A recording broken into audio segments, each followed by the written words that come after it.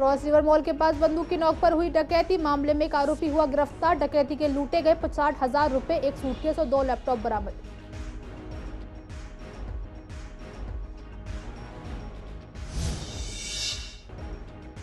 पूर्वी दिल्ली के करावल नगर में एक फैक्ट्री में लगी भीषण आग। फैक्ट्री में रखा लाखों का माल जलकर खाक। कड़ी मुशक्कत के बाद आग पर पाया गया काबू।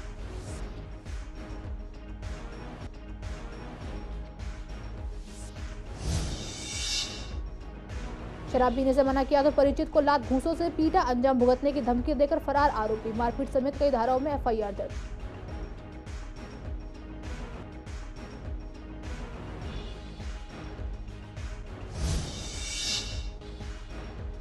दिल्ली में राजनीतिक पार्टियों के बीच लगी कैमरे लगाने की होड़। बीजेपी विधायकों के क्षेत्रों में लगाए गए कम कैमरे। बीजेपी विधायक का कहना, सरकार कर रही सौतेला व्यवहार।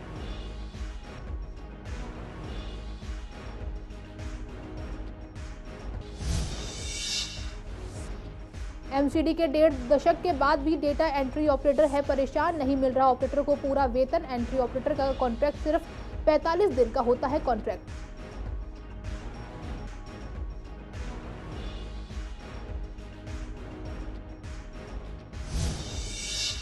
नमस्कार, आप देख रहे हैं सीसीएन लाइव। मैं हूं आपके साथ काजल चौधरी। स्वागत है आपका हमारे खास कार्यक्रम पूर्वी दिल्ली खास में। कुछ खास खबरों के साथ करते हैं बुलेटिन की शुरुआत।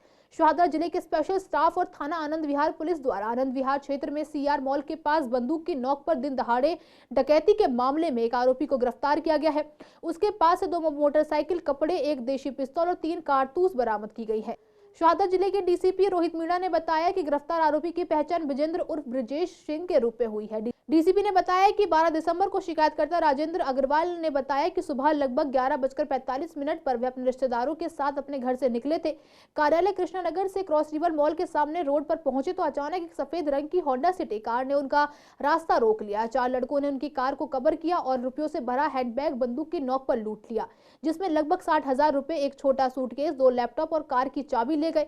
थाना आनंद विहार ने आईपीसी धारा आर्म्स एक्ट के तहत दर्ज किया गया और जांच शुरू की गई। मामले की संवेदनशीलता और गंभीरता को ध्यान में रखते हुए स्पेशल स्टाफ और थाना आनंद विहार के संयुक्त टीम को मामले सुलझाने का जिम्मा सौंपा गया।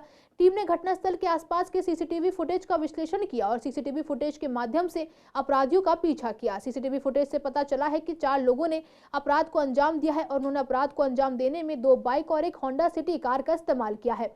2 आरोपी हथियार लेकर जा रहे थे। आगे की जांच में पता चला कि होंडा सिटी थाना क्षेत्र के शिप्रा सन सिटी से चोरी हुई है। अपराध में इस्तेमाल होंडा सिटी कार और मोटरसाइकिलों पर नंबर प्लेटें फर्जी पाई गई। आरोपी व्यक्तियों को पकड़ने के लिए टीम ने 80 किलोमीटर के दायरे में 400 से ज्यादा सीसीटीवी कैमरे जांच किए। टीम ने सभी आरोपी व्यक्तियों की पहचान की। यह भी पता चला है कि सभी आरोपी शातिर अपराधी हैं और वे उत्तर प्रदेश, हरियाणा और अन्य राज्यों के मामलों में शामिल थे। यह भी पता चला है कि ये अपराधी फोन का इस्तेमाल नहीं करते और दूसरे राज्यों की पुलिस की लगातार छापेमारी के कारण घर पर नहीं रह रहे हैं। इसलिए टीम ने स्थानीय मुखबिरों की मदद ली और लगातार 5 दिनों तक आरोपी ब्रजेश के घर के पास जाल बिछाया और आखिरकार आरोपी ब्रजेश को गिरफ्तार कर लिया गया। पूछताछ के दौरान आरोपी ब्रजेश ने खुलासा किया कि उसने 3 अन्य लोगों के साथ मिलकर एक गिरोह शुरू किया। वे ट्रांस यमुना क्षेत्र में सक्रिय हैं। उत्तर पूर्वी दिल्ली के करावल नगर इलाके में एक फैक्ट्री में भीषण आग लग गई। सूचना मिलते ही मौके पर पहुंची दमकल की टीम ने कड़ी मशक्कत के बाद आग पर काबू पा लिया। इस घटना में किसी के हताहत होने की खबर नहीं है। हालांकि फैक्ट्री में रखा लाखों का माल जलकर खाक हो गया है। पुलिस मामले में आगे की जांच कर रही है। इलाके में अवैध तरीके से फैक्ट्रियां चलाई जा रही हैं, जिसमें किसी भी तरीके से सुरक्षा मापदंडों का ध्यान नहीं रखा जा रहा है, जिसकी वजह से आग लगने की घटनाएं होती रहती है। गनीमत रही कि इस आग में कोई हताहत नहीं हुआ है। दमकल अधिकारियों का कहना है कि फैक्ट्री में प्लास्टिक का सामान होने की वजह से आग तेजी से फैल गई और कुछ ही देर में ग्राउंड फ्लोर और फर्स्ट फ्लोर को लेकर अपनी चपेट में ले लिया। आशंका जताई जा रही है कि शॉर्ट सर्किट की वजह से आग लगी थी। भजनपुरा में शराब पीने से मना करने पर एक युवक ने अपने परिचित को लात घूंसों से पीटा। अंजाम भुगतने की धमकी देकर आरोपी भाग गया। घायल दीपक की शिकायत पर पुलिस ने मारपीट समेत कई धाराओं में एफआईआर दर्ज की है। दीपक एक निजी कंपनी में नौकरी करता है। उसके पड़ोस में जयदीप नाम का शख्स परिवार के साथ रहता है। शुक्रवार रात को पीड़ित अपनी गली से होते हुए अपने घर जा रहा था। आरोप है कि रास्ते में उसे जयदीप ने रोक लिया और उससे शराब पीने के लिए कहने लगा। पीड़ित ने विरोध किया तो आरोपित ने उसे पीट दिया। पड़ोसियों ने किसी तरह मामले को शांत करवाया। अगले दिन उसे फिर से मारने की धमकी दी। दिल्ली विधानसभा को उपलब्ध कराई गई जानकारी के अनुसार दिल्ली सरकार ने शहर भर में 2.4 लाख सीसीटीवी कैमरे लगाए हैं। हालांकि डेटा पर करीब से नजर डालें तो पता चलता है कि सबसे अधिक संख्या में कैमरे सीमापुरी में लगाए गए हैं, जो आम आदमी पार्टी के विधायक राजेंद्र पाल गौतम का निर्वाचन क्षेत्र है, जबकि सबसे कम संख्या केवल 51 है विश्वासनगर में, जहां वर्तमान विधायक बीजेपी के ओपी शर्मा है। हम भाजपा 8 विधायक हैं। 8 विधायकों के क्षेत्र में सीसीटीवी कैमरे नहीं लग पाए हैं। अनिल वाजपेयी ने कहा कि मैं पीडब्ल्यूडी के सेक्रेटरी से कई बार मुलाकात कर चुका हूं। कुछ सीसीटीवी कैमरे में लगाए गए हैं। 2000 सीसीटीवी कैमरे हर एमएलए को अपने इलाके में लगवाने थे, लेकिन मुझे सिर्फ मेरे इलाके में फर्स्ट फेज में 1832 सीसीटीवी कैमरे लगाए हैं। बाकी कैमरे अभी नहीं लगाए गए। सेकंड फेज का एक भी कैमरा नहीं लगाया गया है। इसको लेकर भी मैं कई बार मुलाकात कर चुका हूँ। सीसीटीवी देखिए बिल्कुल हमने उठाया है और हम 8 विधायक हैं। 8 विधायकों के यहाँ सीसीटीवी कैमरे नहीं लग पाए। मैंने तो जो सेक्रेटरी थे पीडब्ल्यूडी के, वो मेरे व्यक्तिगत मित्र भी थे, तो मैंने उनसे बहुत कई बार मैं आईटीओ में 12वीं मंजिल पे गया हूँ, तो कुछ सीसीटीवी कैमरे मेरे यहाँ लगाए गए हैं, लेकिन 2000 सीसीटीवी कैमरे पर एमएलए के यहाँ लगने थे। मेरे यहाँ 1832 कैमरे लगाए गए हैं। बाकी कैमरे अभी नहीं लगाए गए। सेकेंड फेज का एक भी कैमरा नहीं लगाया गया। ऐसा क्यों? रीज़न क्या बता रहे हैं वो लोग? रीजन तो साफ जाहिर है। हमारे सारे 8 एमएलए हम लोग विधानसभा में बोलते हैं। रीजन साफ है कि हम विपक्ष के विधायक हैं। एमसीडी 1.5 दशक से अपनी सेवाएं दे रहा है। वहीं डेटा एंट्री ऑपरेटरों का भविष्य अभी भी अंधकार में है। इस समय एमसीडी में 896 डेटा एंट्री ऑपरेटर काम कर रहे हैं। इनका दावा है कि एमसीडी कंपनी को प्रति डेटा एंट्री ऑपरेटर 29,068 रुपए देती है, जबकि कंपनी की तरफ से उन्हें 18,000 दिए जा रहे हैं। डेटा एंट्री ऑपरेटर्स ने मेयर को लेटर लिखकर इंसाफ की गुहार लगाई है। ऑपरेटर्स का कहना है कि 2 साल में एक के बाद एक कंपनी बदलती गई। हालत यह है कि अब उनका 45 दिन का कॉन्ट्रैक्ट ही रिन्यू कर दिया जाता है। इसे लेकर हमने पार्षद संदीप कपूर से बात की, तो उनका कहना था कि जब से आम आदमी पार्टी सत्ता में आई है तब से डाटा एंट्री ऑपरेटर का कॉन्ट्रैक्ट 45 दिन का करा दिया गया है। यह उनके साथ बहुत बुरा व्यवहार कर रही है। 45 दिन कॉन्ट्रैक्ट होने की वजह से फिर इन्हें छुट्टी दी जाती है। इसकी वजह से जनता का भी काम में बाधा आ रही है। सरकार को इसकी ओर ध्यान देना चाहिए। देखिए, जो डाटा एंट्री ऑपरेटर है वो बड़ा महत्वपूर्ण पद है, क्योंकि जो कंप्यूटराइजेशन हुआ तो ये जो यंग टीम थी डाटा एंट्री ऑपरेटर्स की, ज़्यादातर कंप्यूटर ऑपरेशन ही करते हैं। चाहे वो लेटर्स लिखना है, चाहे जन्म मृत्यु प्रमाण पत्र है, चाहे हाउस टैक्स की एंट्रीज हैं। लेकिन क्योंकि इनकी पोस्ट क्रिएट नहीं हुई थी तो इसलिए टेम्परेरी जॉब पर है। लेकिन पिछले 10-15 साल से ये सभी ऑपरेटर, इन्हें हम 1 साल का कॉन्ट्रैक्ट देते थे। लेकिन जब से आम आदमी पार्टी आई है, 31 मार्च 2023 को इनका जो कॉन्ट्रैक्ट ख़त्म हुआ, तो 1 अप्रैल से इन्हें सिर्फ 45 दिन का कॉन्ट्रैक्ट दिया जा रहा है। तो 45 दिन नौकरी देते हैं, फिर वो ये छुट्टी पे इन्हें भेज देते हैं, फिर 45 दिन। तो लगातार इनका हैरासमेंट चल रहा है। इन्हें टाइम से जो पैसे हैं वो मिलते नहीं है और पूरे महीने की तनख्वाह भी नहीं मिल रही। तो उससे क्या हो रहा है कि जो नागरिकों का काम है नगर निगम में, वो भी बहुत सफ़र कर रहा है। तो मेरी आम आदमी पार्टी से अपील है कि ये जो डाटा एंट्री ऑपरेटर्स हैं, इनको हरास करके निकालने की कोशिश ना करें और अपने कैडर को जो इनके थ्रू भरने की कोशिश हो रही है, इस पर भी लगाम लगाएं और हमारी इस पर पूरी नज़र है। दिल्ली की शान और पहचान को तकरीबन 21 साल हो चुके हैं। 2002 में मेट्रो की शुरुआत हुई, जिसके बाद आज भी कहीं ना कहीं मेट्रो को आगे बढ़ाने का काम चल रहा है। आज मेट्रो लगभग दिल्ली के हर कोने तक पहुंच चुकी है और अब एनसीआर के भी कई जगहों को जोड़ने का काम कर रही है। जब हमने मेट्रो यात्रियों से बात की कि उनका मेट्रो का अभी तक का सफर कैसा रहा, तो यात्री बताते हैं कि आज मेट्रो दिल्ली की पहचान बन चुकी है। आज मेट्रो के बिना दिल्ली की कल्पना भी नहीं की जा सकती। मेट्रो ने घंटों के सफर को मिनटों में तब्दील कर दिया है, लोगों को जाम से निजात दिलवाई है और काफी राहत दी है। साथ ही लोगों ने कुछ कमियां भी बताई, जैसे आज भी कुछ जगहों पर पार्किंग की व्यवस्था नहीं है। कुछ मेट्रो स्टेशन के पास जाम, अवैध कब्जे बहुत ज्यादा है, जिससे कई बार झपटमारी का शिकार होते हैं, जिसके लिए सुरक्षा व्यवस्था बढ़ाने की जरूरत है। एक तो टाइम की कीमत ज़्यादा बचती है और ऊपर से बंदे को आसानी हो जाती है। जैसे कि घर से बाहर निकलते ही अब मेट्रो हो जाती है, सुविधा बहुत है। मेट्रो में तो हर चीज़ की सुविधा, ऐसी बात नहीं है। स्मार्ट कर दिया आजकल, तो टेक्नोलॉजी का ज़माना है। ये तो दिल्ली का एक बहुत बड़ा बात है। इसके बगैर तो दिल्ली मुंबई की तरफ बंद। बहुत फ़ायदा है, आदमी फिक्स टाइम पहुंच जाता है, कहीं भी जाना हो। गाड़ी में तो जाम का चक्कर है, इसमें तो कोई जाम है ही नहीं। मेट्रो से आया, हाँ बहुत बढ़िया, बहुत बढ़िया। मेट्रो के नीचे ये बहुत कंजेशन रहता है, ई रिक्शा वगैरह का, प्रॉपर कनेक्टिविटी नहीं है बहुत जगह से, तो ये सब दूर होनी चाहिए। कुछ अच्छी जगह भी है, कुछ ख़राब भी है। एक इनको हर चीज़ का पता है, कंप्यूटर से कितने आदमी चल रहा है, तो समटाइम इतना ज़्यादा रश होता है कि बियॉन्ड कंट्रोल है वो। मेट्रो की शुरुआत हुए नियर अबाउट 21 ईयर ओल्ड हो चुके हैं और इससे अच्छा साधन इस टाइम दिल्ली में कोई नहीं है। क्यों? भीड़ भाड़ से बचने के लिए, पोल्यूशन से बचने के लिए हर तरह से बहुत बेहतर और बहुत बढ़िया साधन है। जहाँ भी जाना हो जितनी जल्दी हो सके उतनी जल्दी काम है। हम तो कहते हैं ईस्ट और west, metro is the best. Security को लगे तो देखो इसमें तो अगर हम कुछ कहें भी तो काम तो सेंटर का है या और दिल्ली सरकार का है। सिक्योरिटी तो थोड़ी बहुत बढ़नी चाहिए। जैसे मान लो नीचे है या साधन है, मैं आगे पीछे जो ई रिक्शा वगैरह खड़े रहते हैं, थोड़ा सा यहाँ भी अगर सिक्योरिटी रहे तो ये भी अपना आराम से काम कर सकेंगे और पब्लिक को भी इसमें आराम रहेगा। क्यों? कई बार ये होता है मेट्रो से जैसे ही बाहर निकलते हैं छीना झपटी की शुरुआत हो जाती है, तो इसके लिए सिक्योरिटी बहुत ज़रूरी है और मस्ट होनी चाहिए। 21 साल हो गए, 21 साल से बहुत बढ़िया काम है, बहुत सुविधा है। 1 घंटे की जगह आधे घंटे में लोग पहुंच जाएं, 2-2 घंटे लग जाए, जाम में 3-3 घंटे लग जाते हैं। अब लोग फटाक से पहुंच जाते हैं, कहीं भी जाना हो तुरंत। नहीं, किराया ज़्यादा नहीं है, सहूलत के हिसाब से किराया क्या जी, जब बंदे को सहूलियत मिल रही है, ठीक समय पर पहुँच जाता है तो किराए की क्या दिक्कत है जी। मेट्रो से काफ़ी पब्लिक के लिए फ़ायदा है। एक तो टाइम की बहुत बड़ी बचत है, जहाँ पर 2 घंटे लगते थे वहाँ पर अब 20-25 मिनट में आदमी पहुँच जाता है। हाँ, जाम से काफ़ी छुटकारा मिल गया पब्लिक के लिए, बचत टाइम की बहुत ज़्यादा बचत हो गई और बहुत ही अच्छी बात है जो दिल्ली में मेट्रो चल रही है और धीरे धीरे अब यूपी में भी जा रही है, नोएडा वगैरह, उससे पब्लिक काफ़ी खुश है। हाँ, दिल्ली की जान है और शान भी है, समझ लो बहुत अच्छी चीज़ है जो मेट्रो दिल्ली में चल रही है। हाँ, बदलाव होने चाहिए। समझ लो ये जैसे कि यहाँ पर मेट्रो से आदमी उतरते हैं तो गार्ड वगैरह होने चाहिए। यहाँ पर छीना झपटी ज़्यादा होती है और ये मानसो पार्क की मेट्रो पर तो ज़्यादा ही कदर है कुछ। यहाँ पर एक तो लाइट की व्यवस्था नहीं है, लाइट नहीं लगी हुई है, तो यहाँ पर या तो ये PWD के इंटर में आता है, ये फ्लाईओवर है तो इस पर लाइट लगवानी चाहिए और यहाँ पर मेट्रो की तरफ से गार्ड वगैरह होनी चाहिए। क्रिसमस का त्योहार पूरे देश में बड़े ही धूमधाम के साथ मनाया गया। क्रिसमस के दिन श्रद्धालुओं ने ईश्वर के आगे चर्च में प्रार्थना की और भगवान को याद कर उनके लिए गीत गाए। शाहदरा की चर्च में भारी संख्या में लोगों ने पहुंचकर अपने ईश्वर को याद किया। वहीं पादरी सुनील थॉमस ने लोगों को शिक्षा दी कि ईश्वर के रास्ते पर चलने का ज्ञान दिया। साथ ही लोगों ने चर्च में क्रिसमस की प्रार्थना की और इस त्योहार को बड़ी ही खुशी के साथ मनाया। आज का जो दिन है वो एक मसीही समाज के लिए ही नहीं, वो पूरे वर्ल्ड के लिए है, पूरी दुनिया के लोगों के लिए कि एक उद्धारकर्ता जन्मा है जो पूरी दुनिया के लिए उसने अपने आप को क्रूसीफाई करा।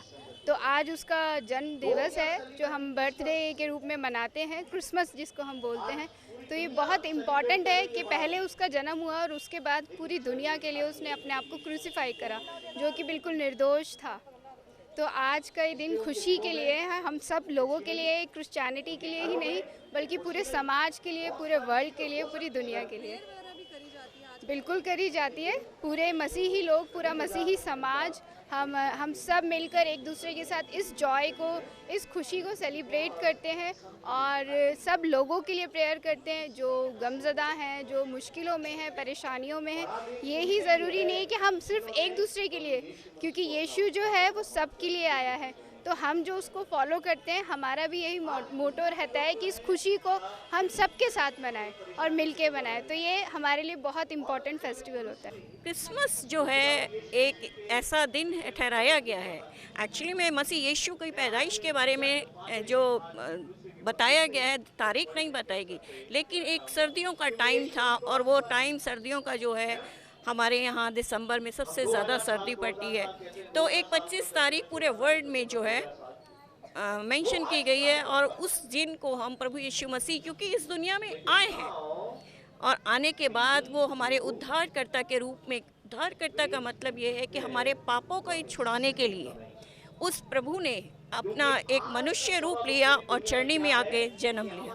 हम उसको, उस जन्म को, उस हमारे उद्धारकर्ता को, जैसे हमें पापों ने रिहाई दी, उसको हम मनाते हैं। और ये पूरे चर्च में आके हम पहले अपने परमेश्वर को जो है उस महिमा देते हैं, उसको प्रणाम करते हैं और उसके प्यार को जो हमारे पासबान, जो हमारे पास्टर हैं और उसके बारे में बताते हैं। वही मैसेज जो है हम दुनिया में लोगों को, अपने मिलने वालों को, अपने दुखी लोगों को, कि आप जो है इन बातों से डरिए मत, एक परमेश्वर है जो हमारे इन सब को छुड़ाने के लिए उसने जन्म लिया है और वो इस पृथ्वी पे है और वो आपकी आज भी प्रार्थनाओं को सुनता है। क्रिसमस का त्यौहार पूरे विश्व में बड़े धूमधाम के साथ मनाया जाता है और हमारे देश में भी सभी लोग मिल कर के बड़े धूमधाम से उल्लास के साथ हर्ष के साथ इस त्यौहार को मनाते हैं और ये प्रभु यीशु मसीह के आमद या प्रभु यीशु मसीह के जन्मदिन की खुशी में मनाया जाता है। खास चर्च में ये होता है कि थोड़ी बहुत सी सजावटें होती है, जैसे कि हमारे ओकेजन में या त्योहारों पे मंदिर में होती, मस्जिद में होती, गुरुद्वारे में होती है। उसी प्रकार से चर्चिज़ में भी सजाते हैं, कैरल्स होती है, गाने होते हैं, प्रार्थनाएं होती है और सरमन होते हैं और उसके साथ साथ बच्चे या बड़े लोग केक, मिठाई ये बांटते हैं एक दूसरे में और अपनी खुशी का इजहार करते हैं। राजधानी दिल्ली सहित पूर्वी दिल्ली पूर्व प्रधानमंत्री अटल बिहारी वाजपेयी जी की 99वीं जन्म जयंती मना रहा है। इस अवसर पर भारतीय जनता पार्टी द्वारा जगह जगह कार्यक्रम आयोजित किए जा रहे हैं। ऐसा ही कार्यक्रम आनंद विहार इलाके के सेवा बस्ती झुग्गी झोपड़ी में आयोजित किया गया। कार्यक्रम का आयोजन भारतीय जनता पार्टी दिल्ली प्रदेश के उपाध्यक्ष विष्णु मित्तल ने किया। उन्होंने इस सेवा बस्ती को गोद लेकर यहां पर प्राइवेट एजेंसी के माध्यम से सफाई व्यवस्था की जिम्मेदारी ली है। उन्होंने कहा कि देश के प्रधानमंत्री नरेंद्र मोदी जी ने 2014 में जब देश के लाल किले की प्राचीन से स्वच्छ भारत अभियान की घोषणा की थी, तब से ही वह इस कार्य में जुटे हुए हैं। उन्होंने बताया कि अब उन्होंने स्वच्छ भारत अभियान की सार्थकता को देखते हुए आनंद विहार की सेवा बस्ती को स्वच्छ बनाने का संकल्प लिया है। इसके तहत अब हर घर के बाहर कूड़ेदान रहेगा। क्षेत्र में प्राइवेट सफाई कर्मचारियों की उपस्थिति और अन्य संसाधनों के साथ इस क्षेत्र को साफ सुथरा और स्वच्छ बनाएंगे। वहीं नकली दवाई के बारे में पूछा गया तो उन्होंने कहा कि दिल्ली के मुख्यमंत्री अरविंद केजरीवाल एक भ्रष्ट नेता हैं। दिल्ली में पहले शराब घोटाला, अब एक और नया घोटाला सामने आया है। दिल्ली में पॉल्यूशन के बारे में उन्होंने कहा कि मुख्यमंत्री पॉल्यूशन रोकने में फेल हैं। उनका कहना था कि पंजाब में पराली जलाई जा रही है, लेकिन अब पंजाब में उनकी सरकार है। इस विषय में क्या कहना है, उनकी करनी और कथनी में फर्क है। देखिए, आज हमने आनंद विहार सेवा बस्ती में स्वच्छ बनाने का हमने संकल्प लिया है और एक एजेंसी से टाई अप किया है जो कि लगातार उसके कर्मचारी इस सेवा बस्ती में रहेंगे और पूरी सेवा बस्ती को साफ रखेंगे। अगर स्वच्छता होगा, स्वच्छ होगी सेवा बस्ती तो लोग स्वस्थ भी रहेंगे। तो आज उसका शुभारंभ हम कर रहे हैं। देखिए, नगर निगम भी काम कर रहे हैं, लेकिन उसकी भी अभी सीमाएं हैं अपनी। कर्मचारी भी कुछ कम है, एमसीडी के पास फंड भी नहीं है और जब से एमसीडी में केजरीवाल आए हैं तब से मैं सुन रहा हूँ कि लोगों को सैलरी नहीं मिल रही है। तो हमने सोचा है कि उनके साथ साथ हम हमारे पर्सनल एफर्ट से और कितना अच्छा कर सके ताकि बिल्कुल साफ रहे। हमने हर गली में 2-3 जगह पे हमारे डस्टबिन रहेंगे और जो कर्मचारी हैं इनको हम अपना एरिया अलग अलग उनको बांटेंगे और समय भी उनको बांटेंगे। कुल मिला के किसी भी नाली में कोई कूड़ा करकट ना हो, कहीं भी जरा से भी कूड़े का ढेर ना हो, ऐसा हमने एजेंसी से एग्रीमेंट किया है। पूर्वी दिल्ली के कई पार्कों की स्थिति काफी खराब है, फिर चाहे पार्क एमसीडी के हों या फिर डीडीए के। इन पार्कों में कहीं पानी की व्यवस्था नहीं है तो कई पार्कों में घास नहीं है, पेड़ पौधे भी सूखे हैं, साथ ही गंदगी भी मौजूद है, लेकिन उस पर कोई कार्रवाई नहीं की जाती है। साथ ही लोगों का कहना है कि पार्कों को ठीक करने की दावे बार बार प्रशासन द्वारा किए जाते हैं, लेकिन इस पर कोई कार्रवाई नहीं की जाती, जिससे इन पार्कों की स्थिति काफी खराब हो रही है। और जो लोग इन पार्कों में अपने स्वास्थ्य को दुरुस्त करने के लिए और सैर करने के लिए आते हैं, वो किसी तरह से सफल नहीं होते। महीना बहुत दिन से खराब पड़ा हुआ है, उसकी रिपेयरिंग के लिए कोई नहीं आता है। हमारे एमपी साहब तो यहाँ पे कई सालों से नहीं आए, 5 साल होने जा रहे हैं, किंतु अब तक उन्होंने कोई दर्शन नहीं दिए और जिन इतनी बुरी हालत में है कि सब लोग उसको कोई मेंटेनेंस ही नहीं कर रहा है। आज पार्क में नहीं है वो, तो हमने लोगों ने सीनियर सिटीजन ने उसको गोद ले रखा है और वो उसमें हम लगे रहते हैं उस पार्क में। प्रशासन की तरफ से कोई कार्रवाई नहीं है? प्रशासन की कोई कार्रवाई नहीं है। हम आपका बाकी हम अपने उसमें हमने एड मिलती है वहाँ से दिल्ली सरकार से, तो हम उसको लगा के रखते हैं और हम उसको मेंटेन कर रहे हैं बहुत अच्छी तरह। जो डीडी पार्क है, जो बच्चों के लिए 11 में बना का है, वहाँ बहुत बुरी हालत है। ना माली आता है, ना वहाँ घास है, ना कोई सुविधा है और जबकि वहाँ गंदगी रहती है और पूरा सड़क में वो जमघाट लगा रहता है, वो पत्ते खेलते रहते हैं और देखिए आम आदमी को चलना बड़ा मुश्किल हो गया, सबसे ज़्यादा लड़कियों को। देखिए, मैं सकरपुर का निवासी हूँ। सकरपुर हो या लक्ष्मी नगर हो, जितने भी पार्क है, चाहे वो एमसीडी उसकी देखरेख करती हो, चाहे डीडीए देखरेख करती हो, बहुत ही बदहाल हालत में गंदगी के ढेर लगे हुए हैं। ना उनमें घास है, ना पानी की व्यवस्था है और उनमें घूमने की जगह प्रदूषण की धूल उड़ती है। वैसे ही प्रदूषण होता है। सुबह सुबह आदमी घूमना चाहता है, लेकिन घूमने के अलावा वो मिट्टी खा जाता है और आए दिन इन पार्कों में कूड़े का निपटारा आग जलाकर उसको जलाकर किया जाता है। आज आज के लिए इस बुलेटिन में बस इतना ही। हर रोज ऐसी नई खबरें देखने के लिए देखते रहिए CCN लाइव। नमस्कार।